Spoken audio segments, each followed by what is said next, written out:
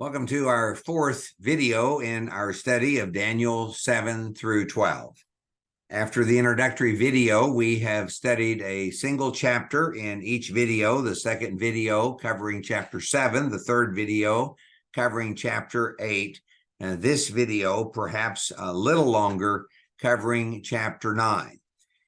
In chapter 9, as we think about the apocalyptic prophecies of Daniel, Daniel 7 through 12, the entire context, his prophecies about the future of God's people, we come to 539 BC. We learn that 12 years after the vision of chapter 8, that Daniel in 539 BC, note the historical context, this would be after the fall of Babylon.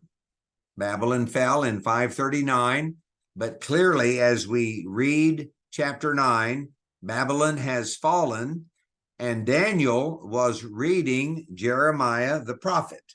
And we can see this in the first verses of chapter 9, specifically the first 3 or 4 verses. In the first year of the reign, I perceived in the books the number of years that according to the word of the Lord to Jeremiah the prophet must pass 70 years. So Daniel is reading the prophet Jeremiah, probably the text of 25:11 through 12. The year of Jeremiah's prophecy would have been 604 BC. We can go back to Jeremiah 25. We can clearly establish with internal references, internal evidence, the date of that prophecy. And in the year 604 BC, Jeremiah prophesied that the 70 years would pass before the end of the desolations of Jerusalem. I previously noted that the best understanding of that 70 years is from 609 BC to 539 BC. And so specifically, Daniel's question seems to be this. The way has been paved. We have the end of Babylon. We have the coming of Cyrus. So why has Jerusalem not yet been restored? And Daniel thinks that perhaps there is a problem with the people or with some aspect of their faithfulness. So we note several important factors here. He is reading the word of Jeremiah. I want you to pay special attention to what the text says. Again, I'm reading the ESV.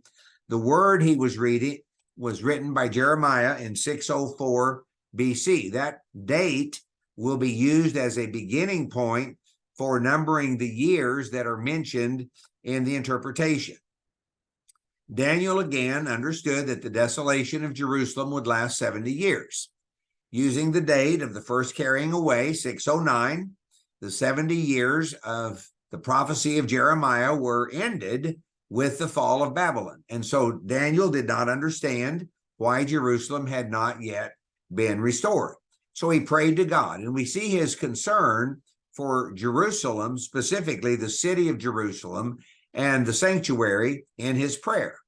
Without spending a great deal of time in the prayer, I would just simply call your attention to verses 15 through 19 and also verse 20.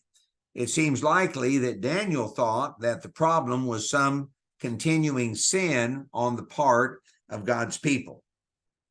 So we can read verse 17, "Now therefore, O our God, listen to the prayer of your servant, to the pleas for mercy for your own sake. Make your face shine upon your sanctuary, your holy place," but that is a reference to Jerusalem and the temple, which is desolate. "Oh my God, incline your ear and hear. Open your eyes, see our desolations, the city that is called by your name.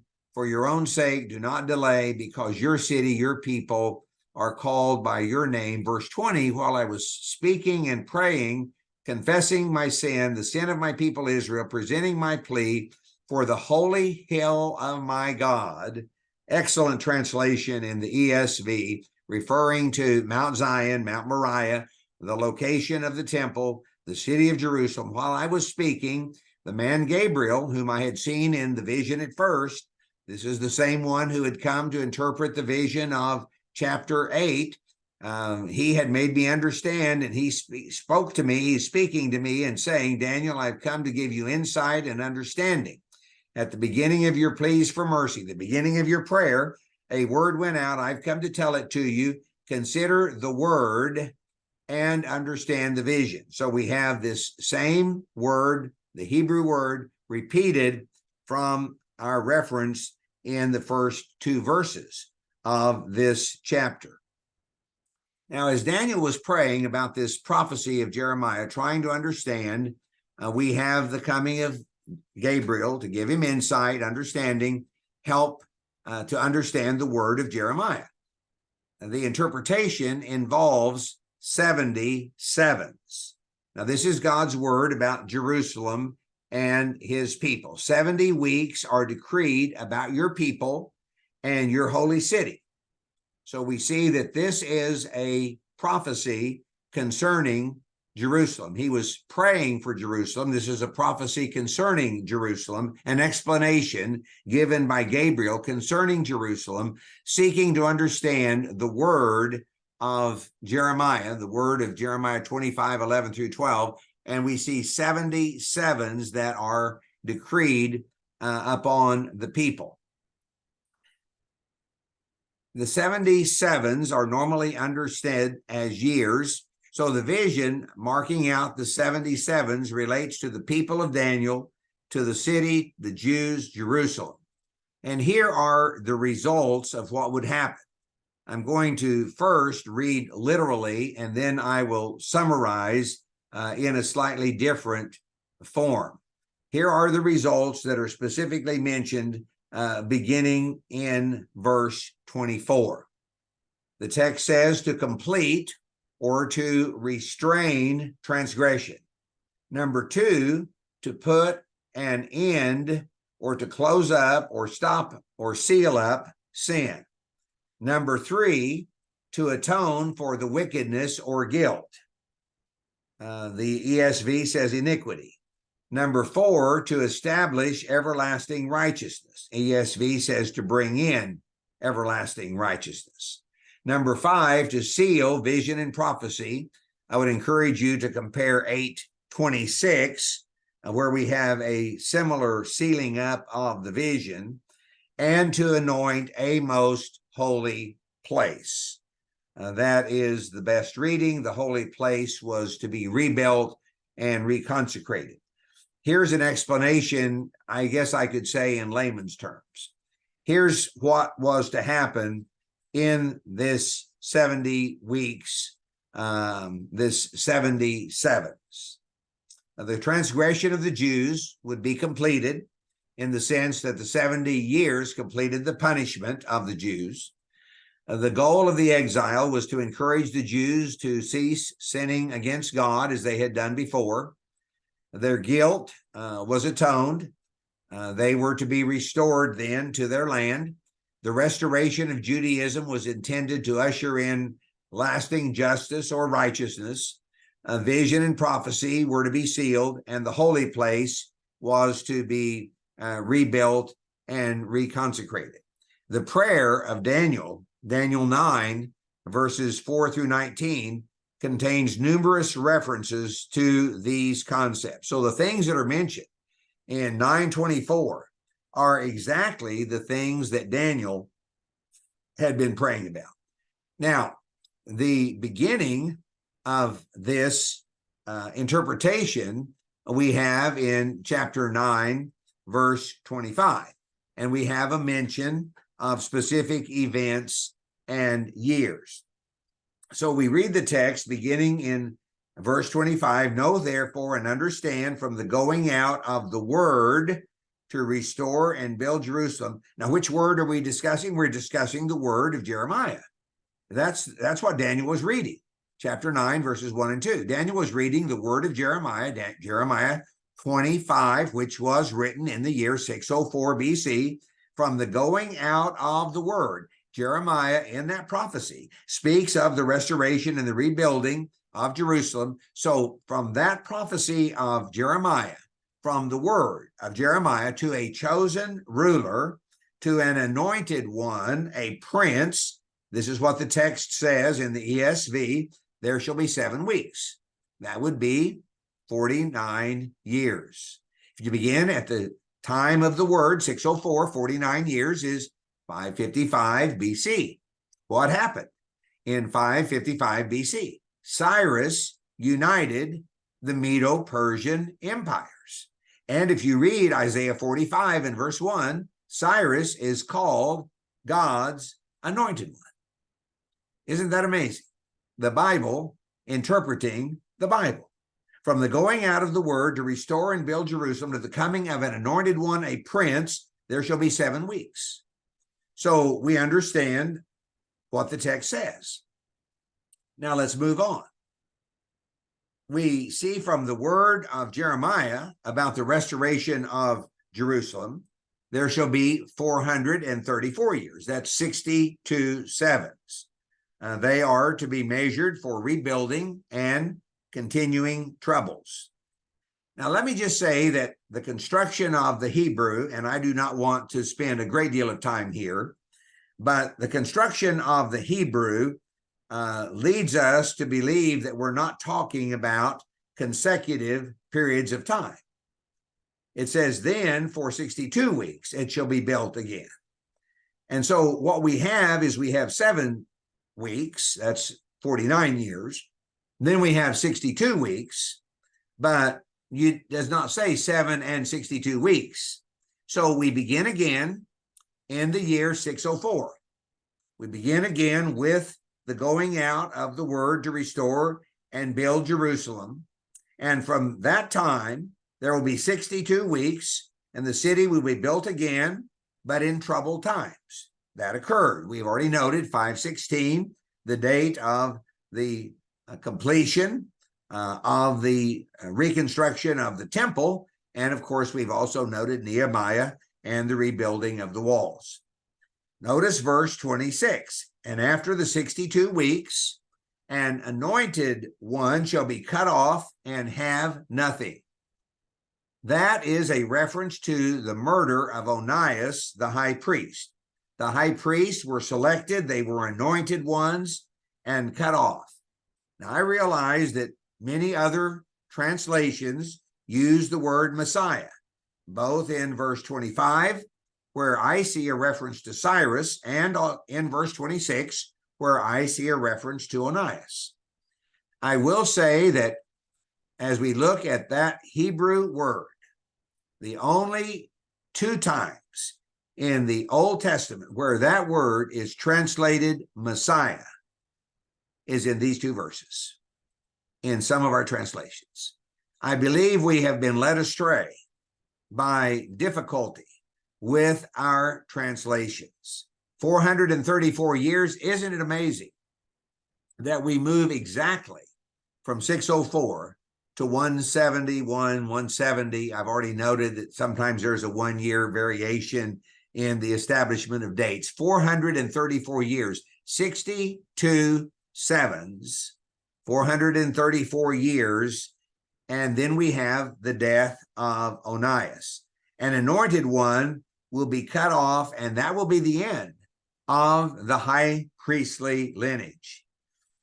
And then the text says, and I realize this becomes perhaps at times difficult, but we have God's chosen one, God's anointed, Onias the high priest, killed, murdered, and the official priestly lineage is no more.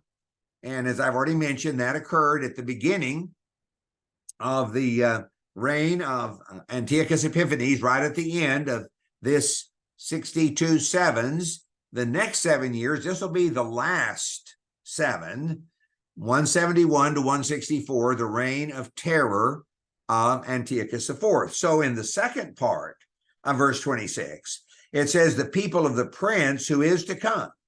This is not the prince that's already been talked about. This is not Cyrus. This is not Onias. This is not God's anointed one. There is a leader, a prince, who will come. This is the translation of the ESV. It could be translated leader. The leader who will come, the people of that leader will destroy the city and the sanctuary. This is what Jesus is referring to again in Matthew chapter 24. At the end, as with a flood, desolations are decreed. There shall be war. He will make a strong covenant with many for the 1 week. That Antiochus did.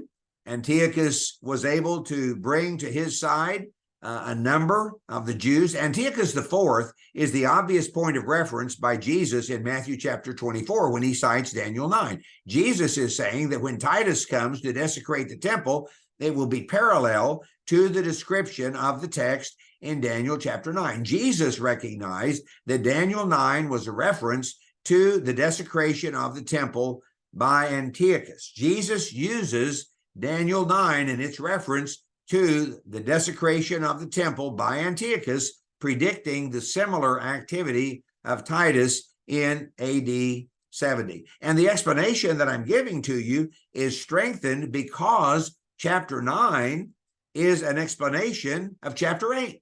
That's what Gabriel said in chapter 9, verses 20 through 23. I have come to explain to you the vision. Remember, Daniel is concerned because what he thought was to have happened based on the vision of chapter 8, based on the word of Jeremiah, it's not yet happened. And so Gabriel comes and says, I have come. And he says, it's the man who I saw in the vision at the first. He came to me. He said, I have now come to give you insight and understanding concerning the vision. Well, Daniel's not had another vision. Chapter 9 does not begin with another vision. It begins with a prayer. Daniel has not had another vision. Gabriel comes to explain the vision of chapter 8. That's what the text clearly says. That's the stated purpose of Gabriel's visit to Daniel. And so as we come to the end of chapter 9, this man who's come, this prince, the people of the prince, this is again a reference to Antiochus Epiphanes IV. He will make a strong covenant with many for 1 week. I was commenting on that, which he did. Many of the Jews came over to his side and thought it would be better simply to try to get along with the powers that be. For half of the week, he put an end to sacrifice and offering. He commanded the abolishment of the daily sacrifice. He put an end to sacrifice and offering. And the wing of abominations shall come to the one who makes desolate. He himself, the desolator, will be made desolate, is what the text literally says, until the decreed end is poured out on the desolator. And that is the decreed end, decreed by God, that Antiochus Epiphanes IV will not die by the hands of humans, but within the timetable that God has set forth. Again, we've mentioned, not by human hands. He died either by accident or by disease, but not by human hands. The power of God poured out on the desolator. Desolation poured out on the desolator. So chapter 9, again, is an explanation of chapter 8. So as we read chapter 8, we read about the two kings. We read about the Medo-Persians. We read about the story of Alexander, the division of his kingdom. We read about the bold-faced king of 8:23 through 25, clearly identified as Antiochus IV. And then Gabriel comes to explain the vision and all of the things that are said here concerning the 77s. There's not some kind of a gap that has to be manufactured. There's not a big parentheses that has to be inserted at some point in the 69th and 70th weeks. These things are clearly understandable. 49 years, measuring from the word of Jeremiah to the coming of Cyrus. 434 years, measuring from the word of Jeremiah to the death of an anointed one. That will be the cutting off of the lineage of the high priests within Judaism. All of this a reference to Matthew 24. Jesus uses Daniel 9, to explain what's going to happen, and then the final 7, 171 to 164, the reign of terror of Antiochus for half of that time, cutting off the sacrificial system, the times, and half a time. We'll say more as we come to chapter 10. I encourage you to study. Please reread, restudy, use various translations, verify what I have said, do the calculations yourself. But please be assured that the various kinds of extraordinary systems that have been suggested by some of our religious friends and neighbors are not necessary to explain very simply the content of Daniel chapter 9, the explanation that Gabriel gives to Daniel concerning the future of God's people, putting Daniel 7 through 12 in its correct context. Thank you again for your interest. Looking forward to being with you in our next study, where we will begin with chapter 10 and perhaps finish the book of Daniel. God bless.